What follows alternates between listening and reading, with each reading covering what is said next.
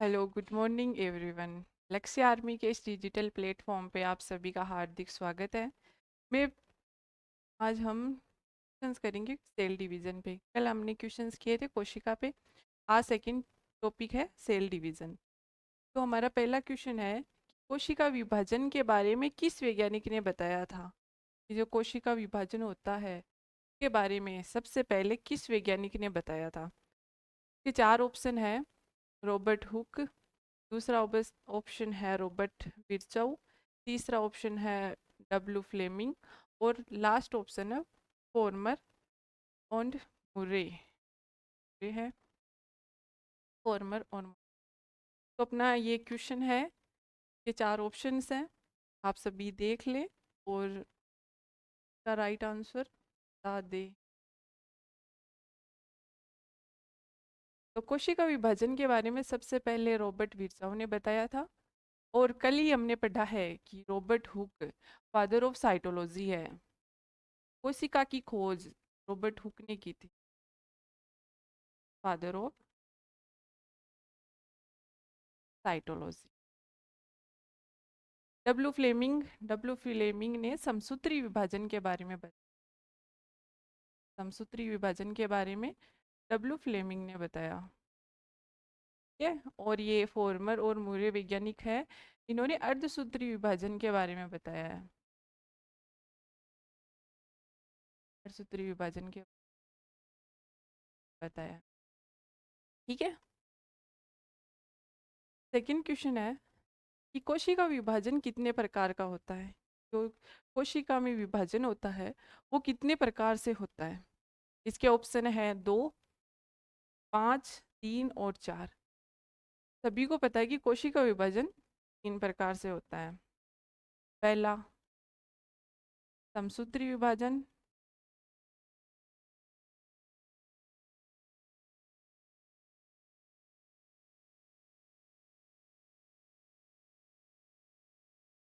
Second है अर्धसूत्री विभाजन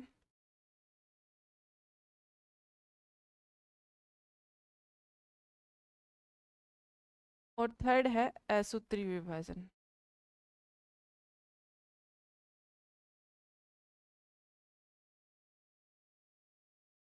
मैं इनके बारे में थोड़ा थोड़ा बता देती हूँ कि समसूत्री विभाजन शरीर की काय कोशिकाओं में होता है।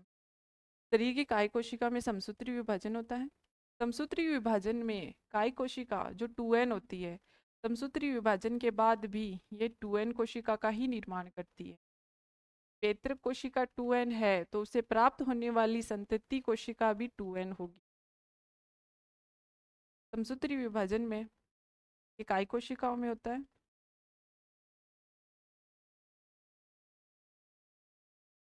काय कोशिका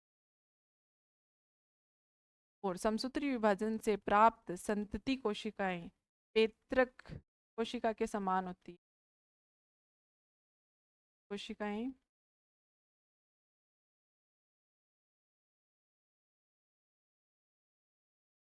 पेतृक कोशिका के समान होती है।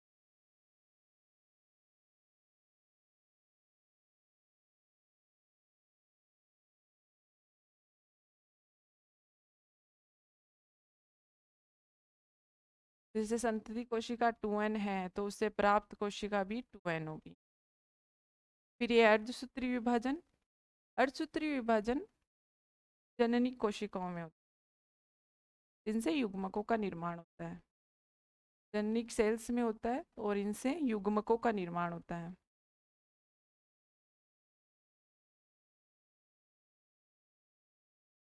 युग्मकों का निर्माण सभी को पता है, युग्मक n होते हैं।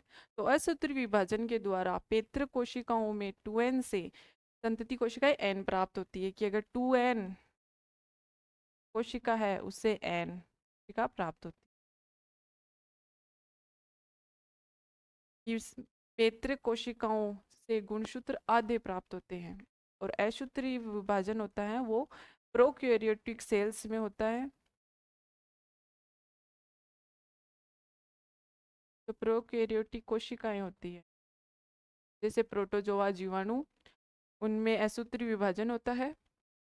और निम्न प्रकार के पादप जैसे शैवाल, कवक, उनमें भी कोशिका विभाजन असूत्री विभाजन के द्वारा होता है। तो अपना सेकंड क्वेश्चन था कि कोशिका विभाजन कितने प्रकार का होता है। कोशिका विभाजन 3 प्रकार का होता है। आई होप समझ में आ रहा होगा। कायी कोशिकाओं में होने वाला विभाजन अभी मैंने जस्ट बताया है कि कायी कोशिकाओं में विभाजन कौन सा होता है। ये ऑप्शन है असूत्री विभाजन, सेकंड है अर्धसूत्री विभाजन, थर्ड है समसूत्री विभाजन, फोर्थ है इनमें से कोई। तो कोशिकाओं में कायी कोशिकाओं में समसूत्री विभाजन होता है और कायी कोशिकाएं 2n होती है, उन्हीं से प्राप्त कोशिकाएं 2n है। समसूत्री विभाजन के द्वारा ही शरीर की वृद्धि होती है और शरीर के घावों की पूर्ति होती है। फोर्थ क्वेश्चन है कि एक कोशिकीय के जीवों में कौन सा कोशिका विभाजन होता है। अभी मैंने बताया था कि एक कोशिकीय जीव या जो प्रोकैरियोटिक होते हैं या सेल्स होती है, उनमें असूत्री विभाजन होता है। ठीक है, ये सेम ऑप्शन है कि समसूत्री विभाजन, अर्धसूत्री विभाजन, असूत्री विभाजन या उपरोक्त सभी। का राइट आंसर होगा कि असूत्री विभाजन। एक कोशिकीय जीवों में असूत्री विभाजन होता है।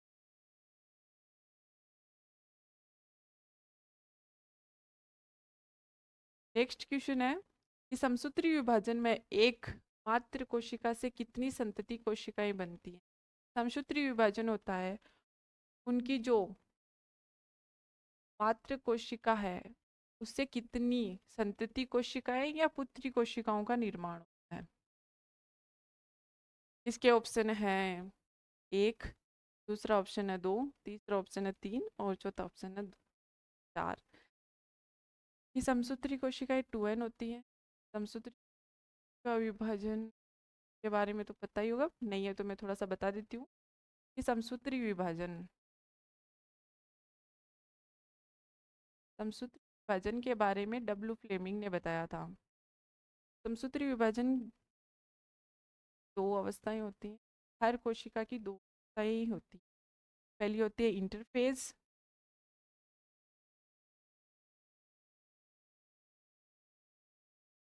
सेकंड होती है एम फेज। इसे माइटोटिक फेज भी, मतलब एम फेज की फुल फॉर्म होती है माइटोटिक फेज। ठीक है, इंटरफेज अवस्था वापस 3 प्रावस्थाओं में बटी होती है। पहली होती है जीवन अवस्था। जीवन अवस्था में क्या होता है कि क्रोमेटिन स्पष्ट रूप से दिखाई नहीं देता है, क्रोमेटिन अस्पष्ट रूप से होता है जीवन अवस्था में, और डीएनए का संश्लेषण नहीं होता है।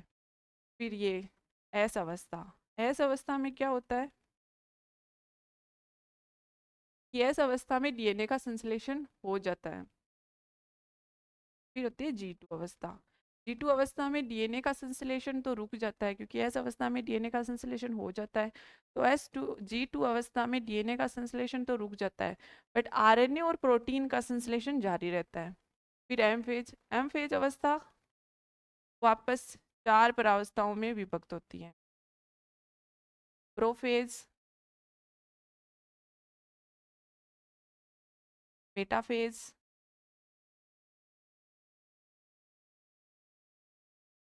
एनाफेज और टीलोफेज। मेन प्रावस्थाओं के बारे में शॉर्ट में बता देती हूँ कि प्रोफेज अवस्था में केंद्रिका और केंद्रक झिल्ली विलुप्त होने लगती हैं और सर्कु तंतुओं का निर्माण शुरू होता है।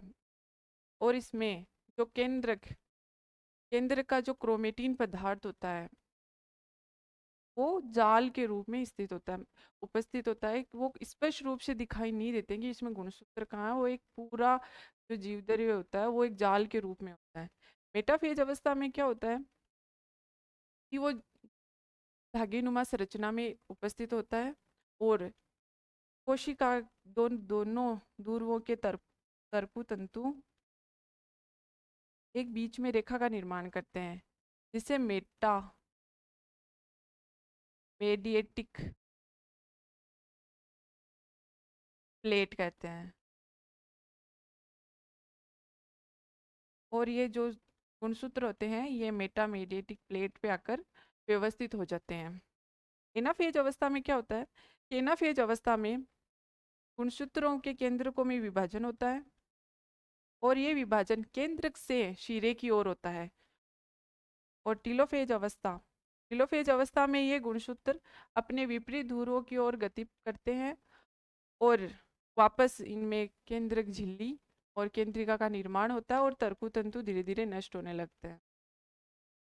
क्वेश्चन अपना ये है कि समसूत्री विभाजन में एक मात्र कोशिका से कितनी संतति कोशिकाओं का निर्माण होता है। तो इसमें 2 संतति कोशिकाओं का निर्माण होता है और ये समसूत्री विभाजन की है। सिक्स्थ क्वेश्चन है कि सजीवों में घाव किस विभाजन के द्वारा बढ़ते हैं। कि सजीवों में जो घाव लगते हैं वो घाव किस विभाजन के द्वारा वापस भरते हैं। पहला ऑप्शन है समसूत्री विभाजन, दूसरा ऑप्शन है अर्धसूत्री विभाजन, तीसरा ऑप्शन है असूत्री विभाजन और अपना लास्ट ऑप्शन है सभी विभाजन। की ये जो तीनों विभाजन है इनके द्वारा शरीर में घाव भरते हैं। तो इसका राइट आंसर होगा अभी पीछे के क्वेश्चन में बताया है कि सब सजीवों में घाव भरना समसूत्री विभाजन के द्वारा होता है। समसूत्री विभाजन के द्वारा 2n से 2n कोशिका प्राप्त होती है और ये घाव बनने में मदद करती है। शरीर की वृद्धि में भी समसूत्री विभाजन की सहायक होता है। नेक्स्ट क्वेश्चन है किस विभाजन में जनक कोशिका व पुत्री कोशिका में गुणसूत्रों की संख्या समान होती है। कि जैसे जनक कोशिका में गुणसूत्र 46 है तो उससे प्राप्त संतति कोशिका में भी गुणसूत्र 46 ही है। मतलब 2n कोशिका से 2n कोशिका प्राप्त होती है। इसके ऑप्शन है समसूत्री विभाजन, अर्धसूत्री विभाजन, असूत्री विभाजन या इनमें से कोई नहीं। वापस देखिए अपना क्वेश्चन है किस विभाजन में जनक कोशिका और पुत्री कोशिकाओं में गुणसूत्रों की संख्या समान होती है। संख्या समान, बराबर या संख्या समान।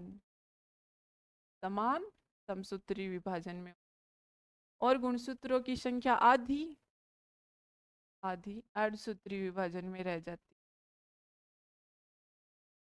समझ में आ रहा होगा। अपना नेक्स्ट क्वेश्चन है जनन कोशिकाओं में होने वाला कोशिका विभाजन। जो जनन कोशिकाएं होती हैं जिनसे युग्मकों का निर्माण होता है उनमें कौन सा विभाजन होता है। सभी को पता है कि युग्मक n होते हैं। तो जननित कोशिकाओं में होने वाला विभाजन ऐसा विभाजन जिनके द्वारा 2n कोशिका से n का निर्माण होता है या द्विगुणित कोशिकाओं से अगुणित कोशिकाओं का निर्माण होता है। पहला ऑप्शन है समसूत्री विभाजन, दूसरा ऑप्शन है अर्धसूत्री विभाजन, तीसरा उपरोक्त दोनों, लास्ट ऑप्शन है इनमें से कोई नहीं। तो जननी कोशिकाओं में होने वाला कोशिका विभाजन अर्धसूत्री विभाजन होता है। अर्धसूत्री विभाजन के द्वारा ही सूत्रों की संख्या आधी रह जाती है और हमें अगुणित कोशिका प्राप्त होती है। नेक्स्ट क्वेश्चन है यूनकारी विभाजन किस विभाजन को कहते हैं। अपने पास 3 ऑप्शन है। इन 3 ऑप्शनों में से ये बताना है कि न्यूनकारी विभाजन किस विभाजन को कहते हैं। पहला ऑप्शन है समसूत्री विभाजन, दूसरा ऑप्शन है अर्धसूत्री विभाजन, तीसरा असूत्री विभाजन, लास्ट है इनमें से कोई नहीं।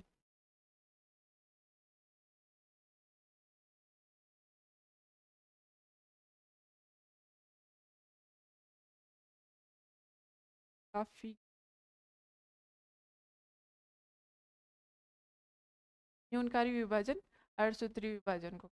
अगर न्यूनकारी विभाजन ऐसा क्वेश्चन दिया हुआ है और अपने पास ऑप्शन है कि समसूत्री विभाजन, अर्धसूत्री विभाजन और असूत्री विभाजन, तो अपना राइट आंसर होगा असूत्री विभाजन। अगर यहाँ ही अगर ऑप्शन इस तरह आए, पहला ऑप्शन ऐसे आ जाए कि अर्धसूत्री फर्स्ट, सभी को पता है कि अर्धसूत्री विभाजन की 2 अवस्थाएं होती हैं, अर्धसूत्री सेकेंड,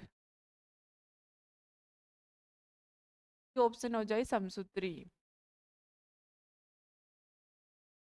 और डी ऑप्शन हो जाए इनमें से कोई नहीं। अगर इस प्रकार का ये तो सीधा सा आ गया कि न्यूनकारी विभाजन किस विभाजन को कहते हैं, और डायरेक्ट उन्होंने 3 ऑप्शन दे दिए। अगर इस प्रकार से ऑप्शन आ जाए कि असूत्री विभाजन, फर्स्ट, सेकंड और समसूत्री और इनमें से कोई नहीं, तो इसका आंसर किस तरह करेंगे और क्या करेंगे? चलो मैं बता देती हूँ। इसमें ऑप्शन जाएगा अड़सूत्री विभाजन फर्स्ट। सभी को पता है कि अड़सूत्री विभाजन में 2n से n कोशिका प्राप्त होती है, लेकिन ये 2n से n कोशिका अर्धसूत्री विभाजन फर्स्ट में ही प्राप्त हो जाती है। अर्धसूत्री विभाजन सेकंड तो समसूत्री विभाजन के समान ही होता है। अर्धसूत्री अर्धसूत्री विभाजन की जो सेकंड प्रोसेस है वो समसूत्री विभाजन के समान होती है, और जो 2n से n कोशिका हमें प्राप्त होती है वो अर्धसूत्री विभाजन फर्स्ट में ही प्राप्त हो जाती है। इसीलिए अगर ऑप्शन ये ना देकर इस तरह के ऑप्शन आए तो अर्धसूत्री विभाजन फर्स्ट राइट आंसर होगा। चलिए अपना नेक्स्ट क्वेश्चन है। आई होप आप लोगों के समझ में आ रहा होगा जो मैं यहाँ पढ़ाने की कर रही हूँ। जहाँ भी कुछ भी प्रॉब्लम आए तो आप कमेंट कर दीजिएगा, आपकी प्रॉब्लम का सॉल्यूशन जरूर किया जाएगा। अभी मैंने जो बताया है वही क्वेश्चन है कि अर्धसूत्री विभाजन कितने चरणों में पूर्ण होता है। ये अर्धसूत्री विभाजन है वो कितने चरणों में पूर्ण होता है। पहला ऑप्शन है 1, दूसरा ऑप्शन है 2, तीसरा ऑप्शन है 4 और पांचवा ऑप्शन है 5। अभी बताया मैंने अर्धसूत्री विभाजन 2 चरणों में पूर्ण होता है। पहला है अर्धसूत्री फर्स्ट और सेकंड है अर्धसूत्री सेकंड। अर्धसूत्री सेकंड विभाजन है वो सेम समसूत्री विभाजन की तरह होता है, और अर्धसूत्री फर्स्ट है इसे न्यूनकारी विभाजन भी कहा जाता है, क्योंकि इसी विभाजन में द्विगुणित कोशिका से हमें अगुणित कोशिका प्राप्त हो जाती है।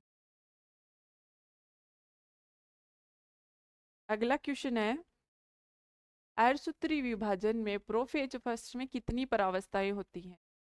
कि जो अर्धसूत्री विभाजन की प्रोफेज फर्स्ट होती है उसमें कितनी परावस्थाएं होती? पहला ऑप्शन है 4, दूसरा ऑप्शन है 5, तीसरा ऑप्शन है 6 और चौथा ऑप्शन है 2। प्रोफेज फर्स्ट प्रोफेज फर्स्ट में 5 परावस्थाएं होती हैं। 5 परावस्थाएं कौन कौन सी होती हैं?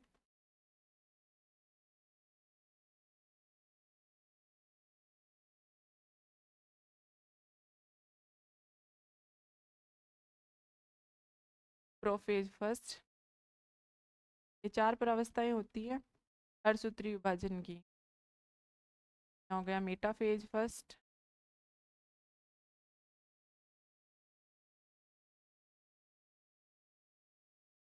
एनाफेज फर्स्ट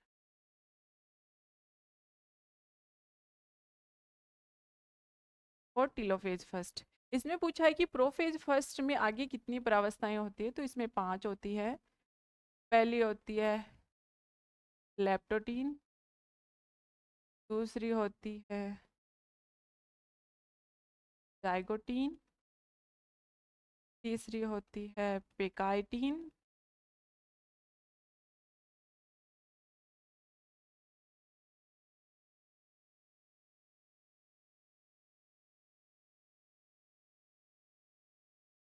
फोर्थ होती है डिप्लोटीन और फिफ्थ प्रावस्था होती है डाइकाइनेसिस।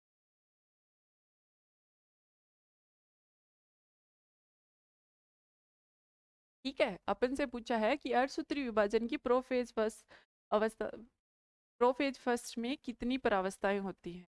में 5 परावस्थाएं होती हैं। लेप्टोटीन, जाइगोटीन, पेकाइटीन, डिप्लोटीन और डाइकाइनेसिस।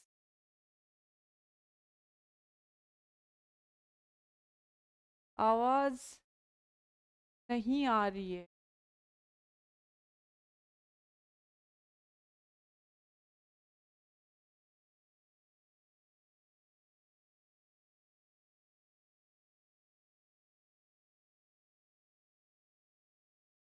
करो बना।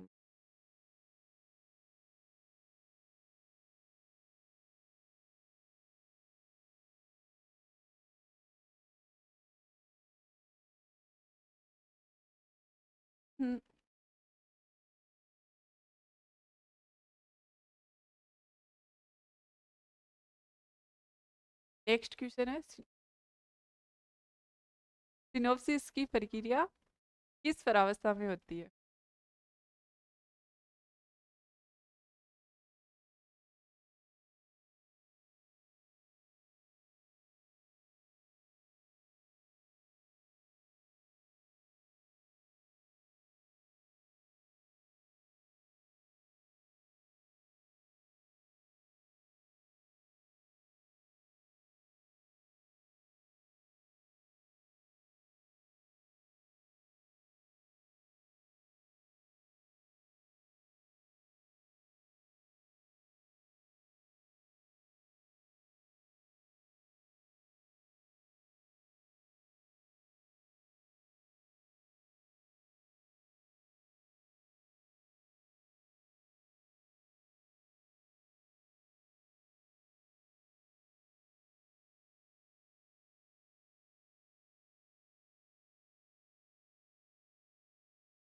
चलो, अपना नेक्स्ट क्वेश्चन है कि सिनोप्सिस की क्रिया किस परावस्था में होती है?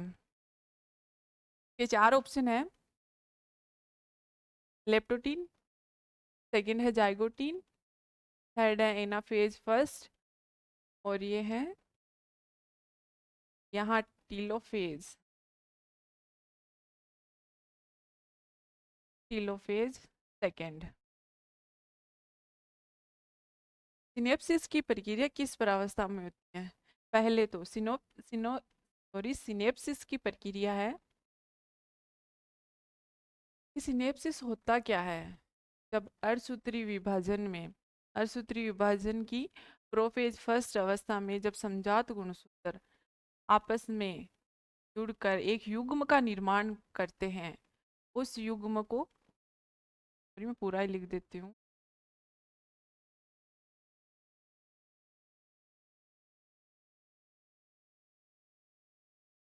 दो समान या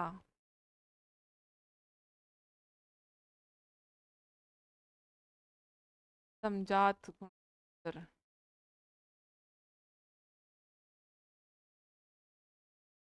आपस में मिलकर युग्म का निर्माण करते हैं,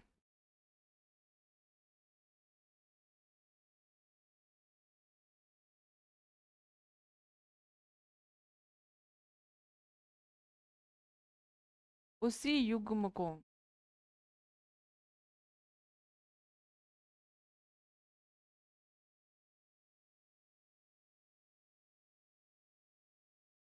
सिनेप्सिस या हिंदी में बोलते हैं सूत्र।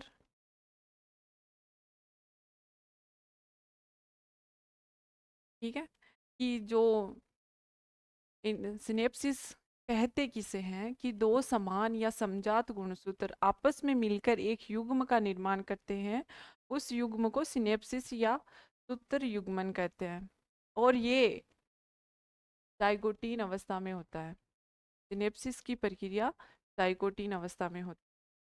और जाइगोटीन अवस्था किसकी परावस्था है? प्रोफेज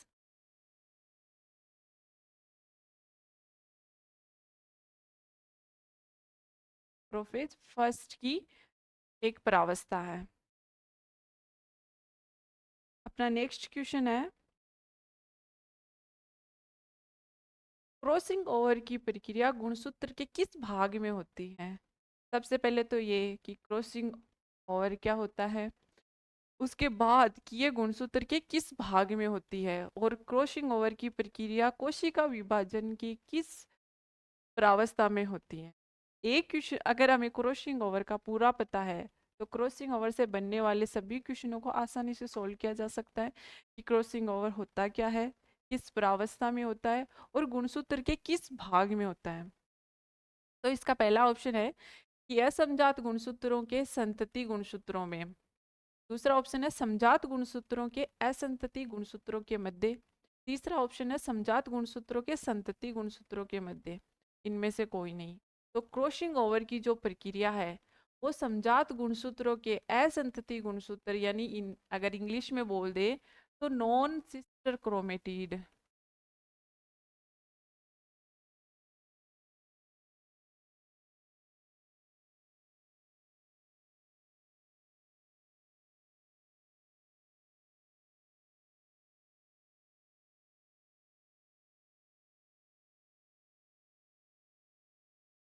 समजात गुणसूत्रों के नॉन सिस्टर क्रोमेटिड या असंतति गुणसूत्रों के मध्य होने वाले जीन विनिमय को के मध्य होने वाले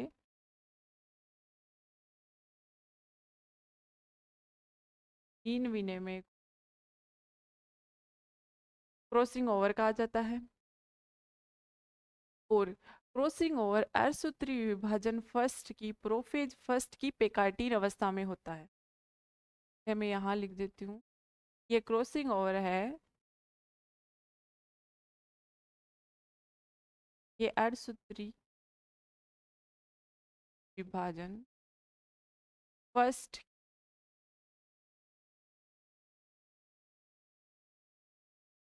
प्रोफेज फर्स्ट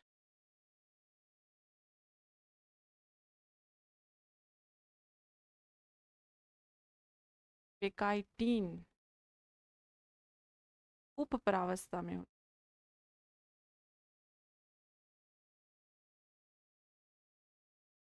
उप परावस्था में क्रॉसिंग ओवर होता है, और क्रॉसिंग ओवर समजात गुणसूत्र के नॉन सिस्टर क्रोमेटिड या असंतति गुणसूत्रों के मध्य होने वाले जीन विनिमय को क्रॉसिंग ओवर कहते हैं। और वंशागति में जो विभिन्नता उत्पन्न होती है, वह विभिन्नता क्रॉसिंग ओवर के द्वारा ही होती है कि कुछ लक्षण जो पैतृक से संतति में नहीं आते और संतति में अपने आप डेवलप हो जाते हैं, वो जो विभिन्नता आती है वो क्रॉसिंग ओवर के द्वारा ही आती है। चलो अपना नेक्स्ट क्वेश्चन है, डिप्लोटीन अवस्था में, यहाँ डिप्लोटीन है,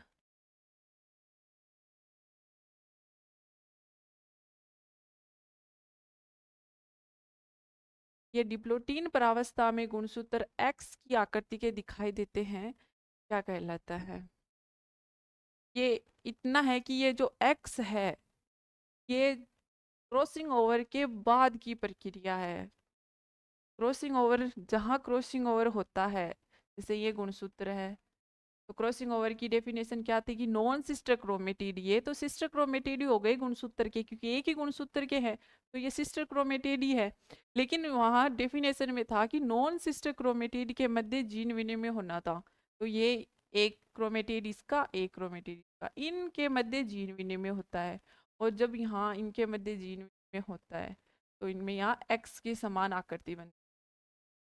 ठीक है, और इसी आकृति को क्या कहते हैं? अपना क्वेश्चन यही है कि इस आकृति को क्या कहा जाता है। ये तो है कि ये क्रॉसिंग ओवर के बाद की प्रक्रिया है, और ये डिप्लोटीन अवस्था में होता है, और यहाँ एक्स की आकृति बनती है, एक्स की आकृति बनती है जीन विनिमय के बाद। तो इस आकृति को क्या कहा जाता है? अपना क्वेश्चन ये है। तो फर्स्ट ऑप्शन है क्रॉसिंग ओवर, ये तो होगा ही नहीं, क्योंकि क्रॉसिंग ओवर की तो डेफिनेशन ही दूसरी है, उसमें है कि नॉन समजात गुणसूत्र के नॉन सिस्टर क्रोमेटिड के मध्य जीन विनिमय को क्रॉसिंग ओवर कहा जाता है, तो ये तो होगा ही नहीं। दूसरा है काइजमेटा, तीसरा है चतुष्क, चतुष्क चार कोष, और लास्ट ऑप्शन है क्रोमेनी क्रोमेटा क्रोमेनीमेटा, पता नहीं क्या टाइपिंग। तो ये डिप्लोटीन अवस्था में गुणसूत्र एक्स आकृति के दिखाई देते हैं, और इस एस आकृति को काइजमेटा कहा जाता है, और ये डिप्लोटीन अवस्था में होता है। डिप्लोटीन अवस्था होती है अर्धसूत्री विभाजन फर्स्ट की प्रोफेज अवस्था में, अर्धसूत्री फर्स्ट ये प्रोफेज फर्स्ट की एक उपावस्था होती है।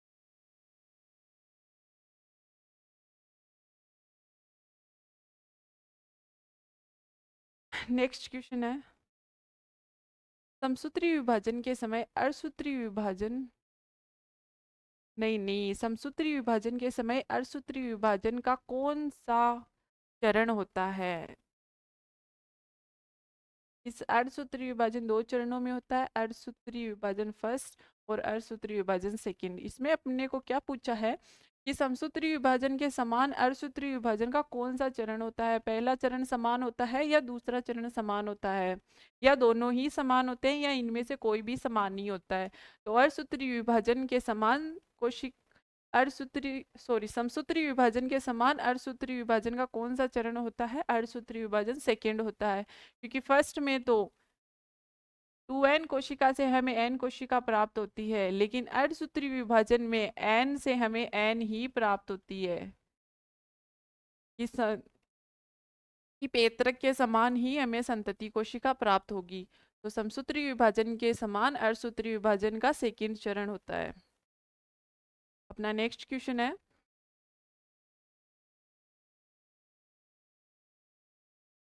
आवाज तो प्रॉपर आ रही होगी, नहीं आ रही है तो बता दीजिएगा। अपना नेक्स्ट क्वेश्चन है कि अर्धसूत्री विभाजन से एकमात्र कोशिका से कितनी संतति कोशिकाओं का निर्माण होता है। सीधा सा क्वेश्चन ये है कि अर्धसूत्री विभाजन होता है तो उससे कितनी कोशिकाएं प्राप्त होती है। इसमें हमें ये नहीं पूछा है कि अर्धसूत्री विभाजन फर्स्ट से कितनी है या अर्धसूत्री विभाजन सेकंड में कितनी है। इसमें डायरेक्ट पूछा है कि अर्धसूत्री विभाजन में एकमात्र कोशिका से कितनी संतति कोशिकाओं का निर्माण होता है। तो इसमें ऑप्शन पहला है कि 2, सॉरी ये राइट नहीं है, दूसरा ऑप्शन है 4, तीसरा ऑप्शन है 3 और चौथा ऑप्शन है 5। तो अर्धसूत्री विभाजन में एकमात्र कोशिका से हमें 4 संतति कोशिकाएं प्राप्त होती है। अर्धसूत्री विभाजन में 2 प्रावस्थाएं होती हैं, जैसे अर्धसूत्री फर्स्ट हो गई और ये हो गया अर्धसूत्री सेकेंड। अर्धसूत्री सेकेंड तो पता है समसूत्री के समान ही होता है, तो इसमें n से n ही प्राप्त होनी है। और अर्धसूत्री विभाजन में 2n से हमें n कोशिका प्राप्त होती है, यहाँ हमें n कोशिका प्राप्त हो गई। ये किसके द्वारा हुई, अर्धसूत्री फर्स्ट के द्वारा। कि अर्धसूत्री विभाजन 2 चरणों में होता है, फर्स्ट और सेकंड। फर्स्ट में हमें 2n से n प्राप्त होती है, यहाँ 2n है, 2n से हमें n 2 कोशिकाएं प्राप्त हो गई जो अर्धसूत्री विभाजन फर्स्ट से होती है। फिर यहाँ इनमें वापस विभाजन होता है तो हमें वापस n कोशिकाएं प्राप्त होती है और ये होता है अर्धसूत्री सेकेंड। और क्वेश्चन अपना है कि अर्धसूत्री विभाजन में एकमात्र कोशिका से कितनी संतति कोशिकाओं का निर्माण होता है। तो हमें 4 कोशिकाएं प्राप्त होती हैं जो अगुणित होती है। और अगर इसी प्रकार ये क्वेश्चन आ जाए कि समसूत्री विभाजन में एकमात्र कोशिका से कितनी संतति कोशिकाओं का निर्माण होता है, तो समसूत्री विभाजन में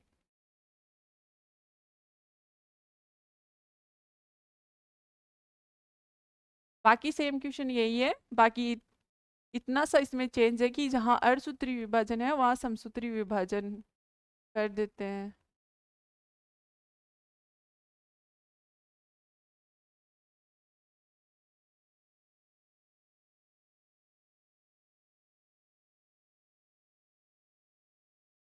तो समसूत्री विभाजन से एकमात्र कोशिका से कितनी संतति कोशिकाओं का निर्माण होता है, तो इसमें 2 संतति कोशिकाओं का निर्माण होता है और दोनों कोशिकाएं 2n होती है।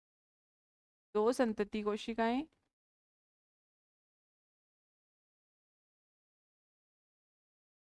और दोनों 2n होती हैं। अपना नेक्स्ट क्वेश्चन है, इस कोशिका विभाजन से प्राप्त संतति कोशिकाएं जनक के समान होती है। इस कोशिका विभाजन से प्राप्त संतति कोशिकाएं या पुत्री कोशिकाएं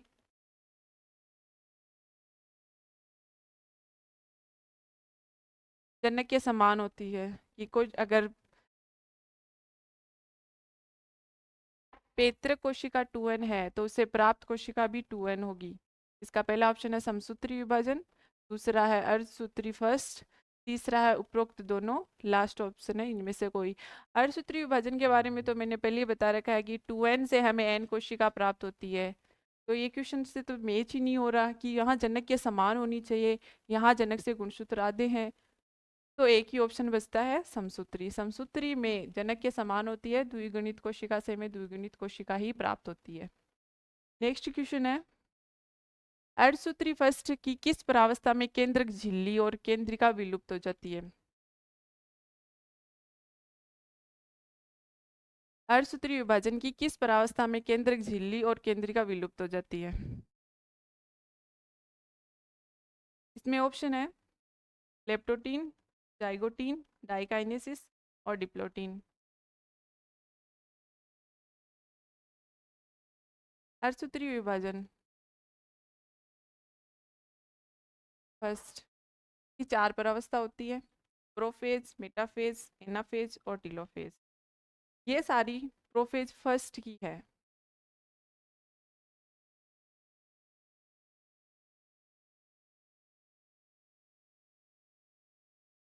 prophase first, metaphase first, anaphase,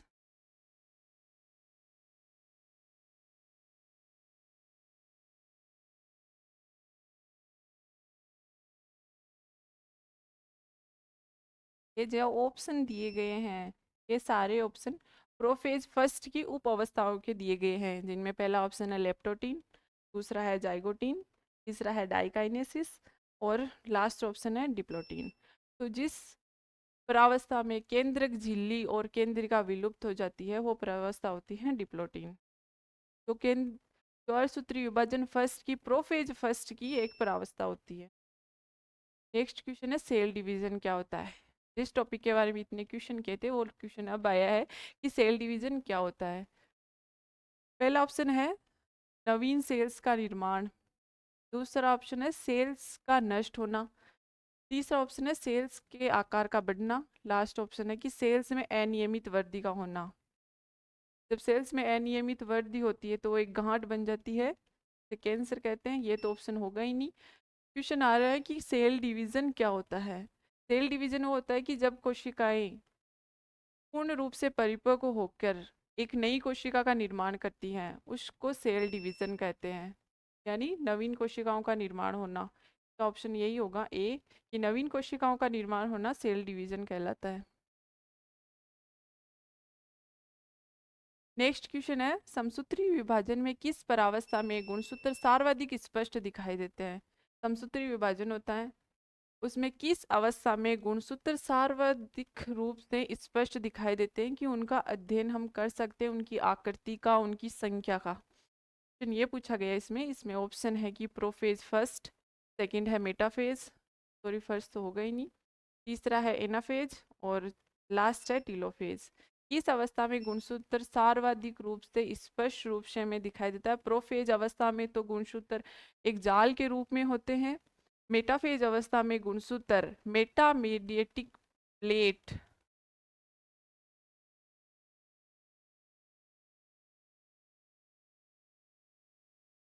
पर आकर व्यवस्थित हो जाते हैं, जहां उनकी संख्याओं का अध्ययन किया जाता है। और एनाफेज अवस्था में गुणसूत्र सर्वाधिक रूप से स्पष्ट दिखाई देते हैं। टीलोफेज अवस्था में वापस केंद्रिका और केंद्रक झिल्ली का निर्माण होता है और तर्कु तंतु वापस नष्ट होने लग जाता है। नेक्स्ट क्वेश्चन है कि रिवर्स ऑफ प्रोफेज अवस्था किसे कहते हैं? कि जो प्रोफेज अवस्था है कि रिवर्स अवस्था कौन सी होगी?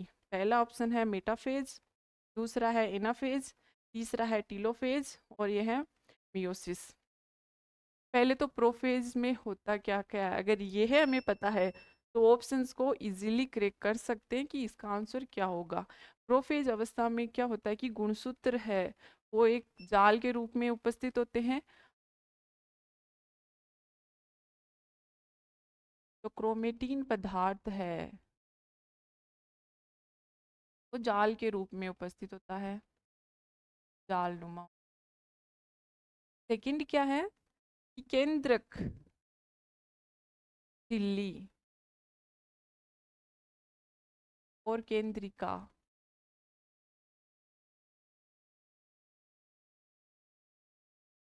विलुप्त होते होने लग जाते हैं।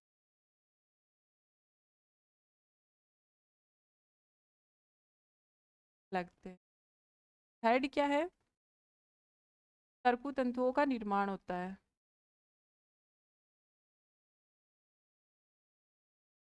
सर्कु तंतुओं का निर्माण होता है। ये प्रोफेज अवस्था में होता है। या मेटाफेज अवस्था में गुणसूत्र मेटामेडिटिक प्लेन पे आके व्यवस्थित हो जाते हैं। एनाफेज अवस्था में गुणसूत्रों की आकृति का स्पष्ट रूप से हम अध्ययन कर सकते हैं। टीलोफेज अवस्था, इसका राइट आंसर होगा कि टीलोफेज अवस्था में जो तर्कु तंतु है वो वापस विलुप्त होने लग जाते हैं और ये है विभाजन की अंतिम अवस्था होती है, जिसमें केंद्रक झिल्ली और केंद्रिका वापस बनने प्रारंभ हो जाते हैं।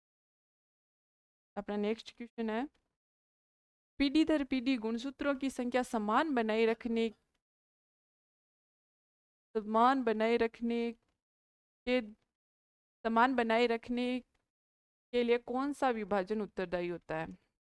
कि पीढ़ी दर पीढ़ी गुणसूत्रों की संख्या समान बनाए रखने के लिए कौन सा विभाजन उत्तरदायी होता है? पहला ऑप्शन है समसूत्री विभाजन, दूसरा है अर्धसूत्री विभाजन, तीसरा है उपरोक्त दोनों, फोर्थ है इनमें से कोई।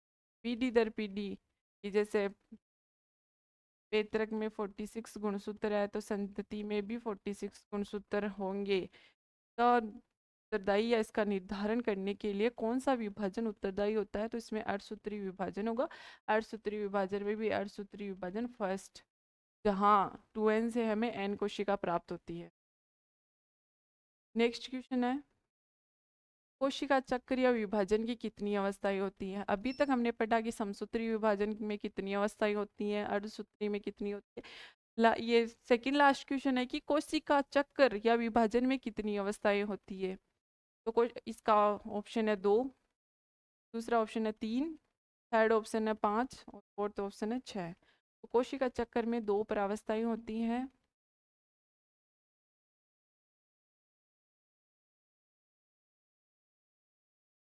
चक्र इसकी 2 परावस्था होती है। पहली होती है इंटरफेज,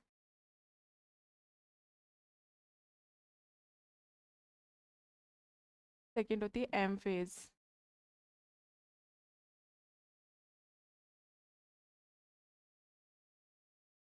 माइटोटिक, एम फेज की फुल फॉर्म होती है माइटोटिक, माइटोटिक फेज। ठीक है, फिर पता ही है इंटरफेज वापस 3 में डिवाइड होता है, G1, S और G2। और माइटोटिक समसूत्री, अर्धसूत्री और अर्धसूत्री सेकंड में 4 परावस्थाओं में विभक्त होता है, प्रोफेज, मेटाफेज, एनाफेज और टीलोफेज। तो इसका राइट आंसर होगा कि 2 परावस्थाओं में कोशिका विभाजन होता है। लास्ट क्वेश्चन है, समसूत्री विभाजन की खोज किसने की थी? अभी तक हमने पढ़ा कि समसूत्री विभाजन होता क्या है, कि समसूत्री विभाजन के बारे में किस वैज्ञानिक ने बताया था? पहला ऑप्शन है डब्ल्यू फ्लेमिंग, दूसरा ऑप्शन है फोर्मर और मूरे, तीसरा ऑप्शन है रॉबर्ट विर्चाउ, लास्ट ऑप्शन है रीमार्क वैज्ञानिक। 4 ऑप्शन है, 4 ऑप्शन में से किस वैज्ञानिक ने समसूत्री विभाजन के बारे में बताया था?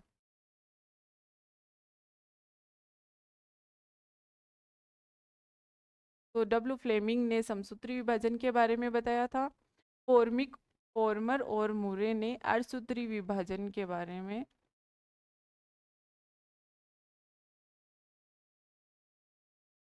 जो कोशिका विभाजन है उस कोशिका विभाजन को रॉबर्ट विर्चाउ द्वारा प्रस्तुत किया गया था और रीमार्क ने असूत्री विभाजन के बारे में बताया। जो असूत्री विभाजन है, जो प्रोकैरियोटिक कोशिकाएं और निम्न पादप जैसे शैवाल कवक में होता है असूत्री विभाजन, के बारे में रीमार्क वैज्ञानिक ने बताया था। लास्ट क्वेश्चन है कि युग्मक निर्माण की प्रक्रिया में युग्मकों का निर्माण कौन सी कोशिका विभाजन के द्वारा होता है? ये क्वेश्चन घुमा फिरा के दिया गया है। इस क्वेश्चन को जितनी बार आपकी समझ में नहीं आए तब तक इसको पढ़ो और इसका आंसर एकदम राइट होना चाहिए कि कौन सा इसका आंसर होगा। 25 क्वेश्चन कराए, 25 क्वेश्चन में मैंने अब 10 बार बताया है कि क्या अर्धसूत्री विभाजन है, क्या समसूत्री विभाजन है। ये लास्ट क्वेश्चन है, इसमें है कि युग्मक निर्माण की प्रक्रिया में युग्मकों का निर्माण कौन से कोशिका विभाजन के द्वारा होता है। पता है युग्मक निर्माण अर्धसूत्री विभाजन के द्वारा होता है, सबको पता है। लेकिन इसमें पूछा क्या है कि युग्मक निर्माण की प्रक्रिया, जहाँ कोशिका 2n है वहां से हमें n प्राप्त हो रही है, इसमें कौन कौन से विभाजन होते हैं। अगर डायरेक्ट ये क्वेश्चन आता कि युग्मक निर्माण कौन से विभाजन से होता है, तो डायरेक्ट आंसर हो जाता कि अर्धसूत्री विभाजन। अब इसमें ऑप्शन देख लेते हैं। समसूत्री विभाजन, दूसरा है अर्धसूत्री विभाजन, तीसरा है उपरोक्त दोनों की समसूत्री बी और अर्धसूत्री बी, लास्ट ऑप्शन है असूत्री विभाजन। तो इसके ये 4 ऑप्शन है और इन चारों ऑप्शनों को अच्छे से पढ़ के इसका आंसर हमें बताना है कि क्या आंसर होगा कि युग्मक निर्माण की प्रक्रिया में युग्मकों का निर्माण किस कोशिका विभाजन के द्वारा होता है। हाँ, युग्मक का निर्माण अर्धसूत्री विभाजन के द्वारा होता है, लेकिन युग्मक निर्माण की पूरी प्रोसेस में समसूत्री विभाजन भी होता है और अर्धसूत्री विभाजन भी होता है। वो मैं बता देती हूँ कैसे। सर प्लेन पेज, संपूर्ण शरीर में 2n कोशिकाएं होती है, ठीक है। जननी कोशिका हो या कायिक कोशिका हो, शरीर में संपूर्ण कोशिकाएं द्विगुणित होती। द्विगुणित कोशिकाओं में गुणन की प्रक्रिया होती है, उससे हमें 2n कोशिका ही प्राप्त होती है। और गुणन की प्रक्रिया समसूत्री विभाजन के द्वारा होती है। समसूत्री विभाजन के द्वारा होती है गुणन की प्रक्रिया। गुणन की प्रक्रिया बोल सकते हैं या वृद्धि अवस्था बोल सकते हैं। 2n ही प्राप्त होती है। फिर 2n कोशिका से यहाँ होता है अर्धसूत्री विभाजन फर्स्ट। अर्धसूत्री विभाजन फर्स्ट में पता है हमें कि 2n से हमें n कोशिका प्राप्त होती है, इसीलिए इसे न्यूनकारी विभाजन भी कहा जाता है, क्योंकि 2n कोशिका से हमें n कोशिका प्राप्त होती है अर्धसूत्री विभाजन फर्स्ट से। फिर अर्धसूत्री विभाजन फर्स्ट से हमें 2n प्राप्त हो गई और अर्धसूत्री विभाजन 2 चरणों में कंप्लीट होता है, तो इसमें भी वापस से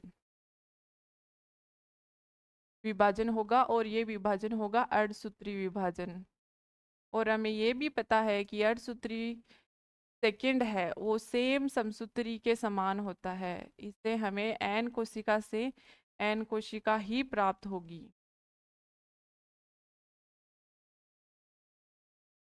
तो 2n कोशिका से n कोशिका प्राप्त होती है और n कोशिकाएं युग्मक होते हैं। तो युग्मक निर्माण की प्रक्रिया में समसूत्री विभाजन भी होता है, अर्धसूत्री फर्स्ट और अर्धसूत्री सेकंड तीनों प्रकार के विभाजन होके 2n कोशिका से n कोशिका या युग्मक हमें प्राप्त होते हैं। आज के ये थे 25 क्वेश्चन, एनसीईआरटी से लिए गए हैं। आप सभी को आई होप समझ में आया होगा। जो भी समझ में नहीं आया है आप कमेंट करके ज़रूर बताइएगा। कल अपना टॉपिक रहेगा आरएनए और डीएनए, तो पहले से थोड़ा बहुत प्रिपेयर होके आना, ताकि जो भी क्वेश्चंस आपके सामने आए आप 1 सेकेंड में उसका आंसर दे पाए। हंसते रहिए, मुस्कुराते रहिए, पढ़ते रहिए।